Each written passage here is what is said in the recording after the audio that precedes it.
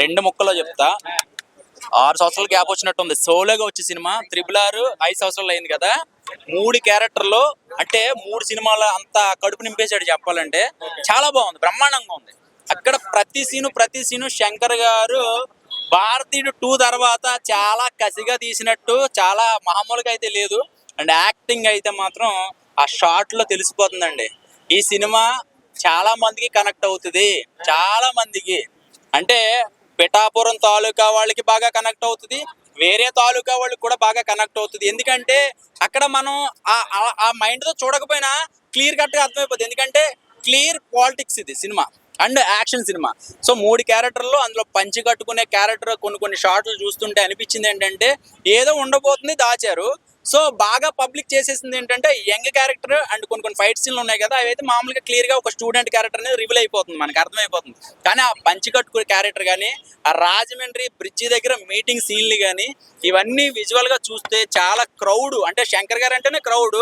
So ఆ songs and heroine and అంజలి గారి character ఏదో చిన్నది ఏదో ఉంటుంది. మనం నిన్న చూసాం, మనం దిల్ రాజు గారు వీళ్ళందరూ చెప్పినప్పుడు ఆ క్యారెక్టర్ దాచి పెట్టాము. చాలా బ్రహ్మాండంగా ఉంటది. లాస్ట్ ఎమోషనల్ అయితే మాత్రం అదిరిపోతుంది.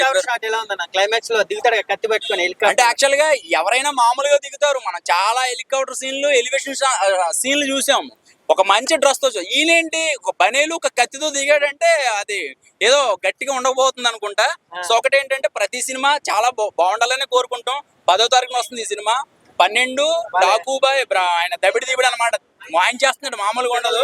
సో అదే బాగా ఆనందంగా ఉంది. ఏంటంటే చిరంజీవి గారు అండ్ బాలకృష్ణ గారు ప్రతి సంక్రాంతికి పోటీలుగా ఉండేది. ఇప్పుడు రామ్ చరణ్ గారు అండ్ బాలకృష్ణ గారు. కానీ ఇక్కడ గొప్ప ఏంటంటే ఈ వయసులో కూడా బాలకృష్ణ గారు రామ్ చరణ్ గారితో పోటీ పడుతున్నారంటే నిజంగా గ్రేట్ అని చెప్పాలి. సో చరణ్ అన్న లుక్స్ వేరియేషన్స్ చిరంజీవి గారు కనబడిపోతున్నారు ప్రతి సాంగ్ లోను, ప్రతి డాన్స్ లోను.